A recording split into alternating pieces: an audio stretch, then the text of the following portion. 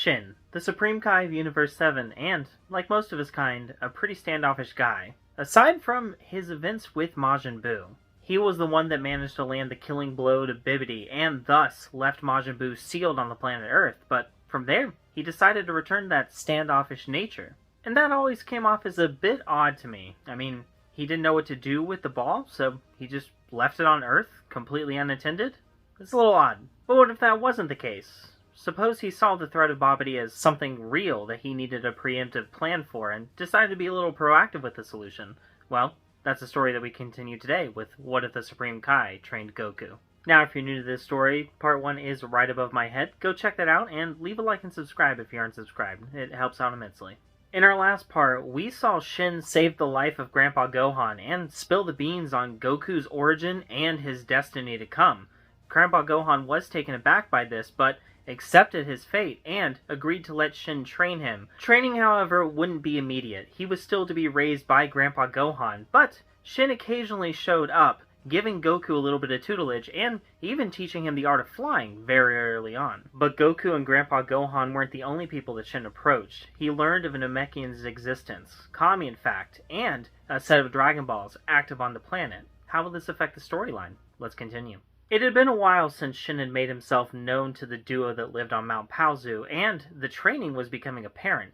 Goku was becoming slowly more and more disciplined, learning techniques along the way. He'd even started to gain a rudimentary ability to sense ki, but Shin wasn't around constantly. His primary objective was the protection of the entire universe. He couldn't just stay on one planet constantly, and he needed to keep track of Babidi as well. So because of this, Goku spent most of his time only with his Grandpa Gohan, and it came as a surprise to both of them when they received a visitor one day. A young woman by the name of Bulma. She came seeking something called the Dragon Balls, and Goku was a little confused. However, Grandpa Gohan had been made fully aware of what the Dragon Balls were by Shin, and he agreed to part ways with the 4-star ball to her, on the condition that she did not use it to try and change the hearts of someone, such as asking for a boyfriend like she said she wanted. Bulma was upset at this request, but not as much so as when he said that Goku was going to have to join her for this journey as well. She huffed and puffed out of anger, but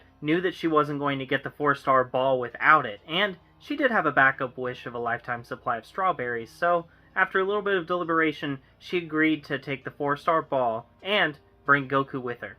Their journey took them a good distance away, but the first Dragon Ball that they came across was around the neck of someone that somehow looked familiar to Goku. "Hey mister, are you by chance Master Roshi?" "Why yes I am, kid. I see my reputation precedes me." "Who might you be?" "I'm Goku. Grandpa Gohan sent me out to gather the Dragon Balls. You got one around your neck, can we get it?" "Ah yes, Gohan. I do remember him saying that he had a kid now, although the circumstances seem a little odd to me. But I suppose I could give you this Dragon Ball. Normally I'd ask for a favor or two from that lady you're with. However, I suppose I can make an exception. Stop by my island sometime, off in the distance over there, and we'll get some training in too. I'm sure I could do a better job than your old grandpa." Master Roshi removed the necklace and handed it to Bulma, and they went on their way to the next Dragon Ball. The next Dragon Ball was at a location being terrorized by this weird transforming figure named Oolong.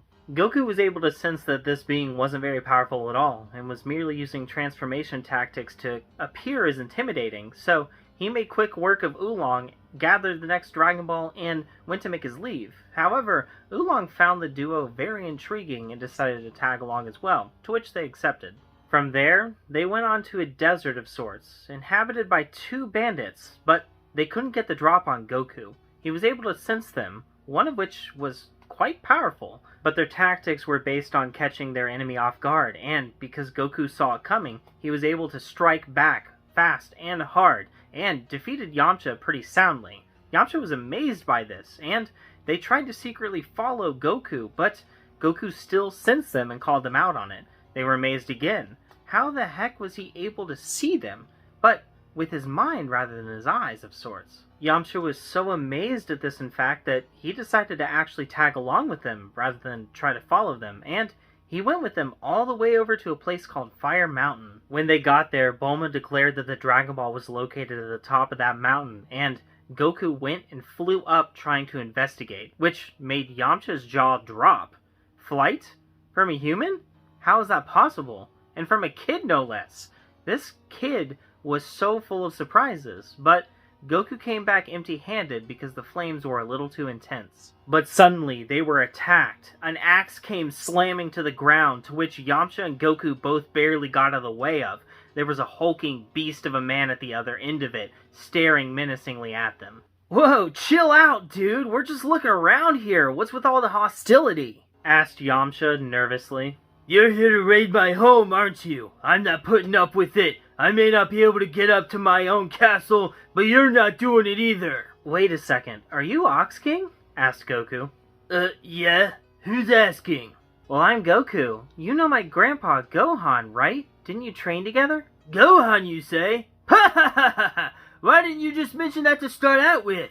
Wow, you really are about the age of my daughter. You should go meet her sometime. I bet the two of you will hit off real well." The Ox King eased up greatly and let them know about the situation on the mountain. The fire was too intense for them to go to. It needed to be put out, and he theorized that something called the Bancho fan might be able to do it. Last he knew, it was under Roshi's control, so Goku immediately started heading towards Kame House, on the island that he was pointed out by Master Roshi himself. Goku made his way back shortly after, but without the Bancho fan in tow. Instead, he had Master Roshi with him, who declared that he had thrown the thing away long ago, but he figured that he could handle the situation himself. He took off his shirt, bulked up, and fired a Kamehameha around the mountain, but unfortunately, he destroyed it in the process. This was a bittersweet moment for the Ox King. His castle was destroyed, but the fire was finally gone. However, Bulma didn't care about any of that. The 7th-star Dragon Ball was quickly secured, and they made their way, continuing on the adventure. Boss Rabbit was the next foe that they came across, but Goku made pretty quick work of him. However, the distraction did have his senses be messed with, and, unfortunately, he didn't catch the Peel-Off gang swooping in and stealing the Dragon Balls from them. Unfortunately, though, the sun was starting to set, and Goku knew what was coming next. A full moon. "I'm really sorry, Bulma, but I can't be out during a full moon. I really need to stay inside for this. But you guys can handle it without me, right? I mean, you were going to do this whole thing by yourself to begin with." Bulma was infuriated at the fact that all of her Dragon Balls had been stolen, and it was made even worse by the fact that Goku wasn't going to help her tonight. If they didn't get the Dragon Balls back quickly, Shenron may be summoned and the Dragon Balls used before she could get a chance to use them herself. But Yamcha stepped in, trying to be a big hero for her. "Don't you worry about a thing, Bulma. I'll get those Dragon Balls back for you, no problem." And that's exactly what he did. Coupled with his intelligence and his strength, he managed to tear through the Peel-Off gang and secure the Dragon Balls for Bulma. And with nothing standing in her way, she got her wish of a lifetime supply of strawberries with no problem whatsoever. But because of the way she worded the wish, it ended up to not be that good at all. She got her lifetime supply of strawberries, up front, in one lump payment. But she didn't care. She was more focused on Yamcha's bravery and her amazement in the fact that the Dragon Balls were in fact real the entire time. They returned to the inn that Goku was staying in for the night, and it was early the next morning. They found that someone was there talking to him already, though, and he did not seem like a human at all. "Ah, you are the ones who are journeying with Goku here. It is a pleasure to meet you. I am Shin. I was just telling Goku here that it is about time for him to get back to his training, but under a new master this time.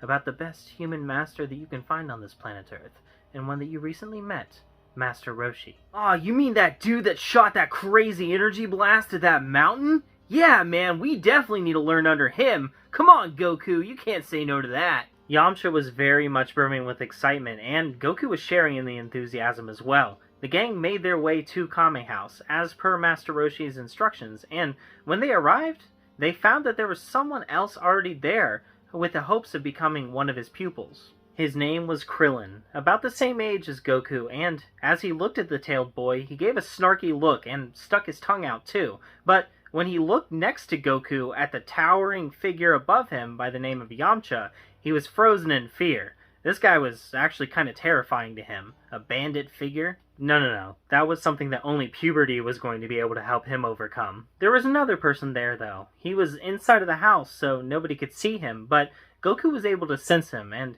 As he stepped out, a smile appeared on his face. It was none other than his own grandpa, Gohan, who had come to fill Roshi in on some of the situation. Because of this, Master Roshi made an exception for the two boys, allowing them to become his pupils straight off the bat. However, Yamcha wasn't so lucky. Being older, he definitely had a little bit more physical strength already about him, so some of the light work wasn't as necessary. Because of this, Roshi took advantage of the situation and told Yamcha that the only way he would be accepted as a pupil is if he went and fetched him a foxy lady. And that's where we're going to be leaving things for right now. If you guys like this story, check out this one where Chi-Chi becomes a Saiyan, and I'll catch you in the next one. Bye!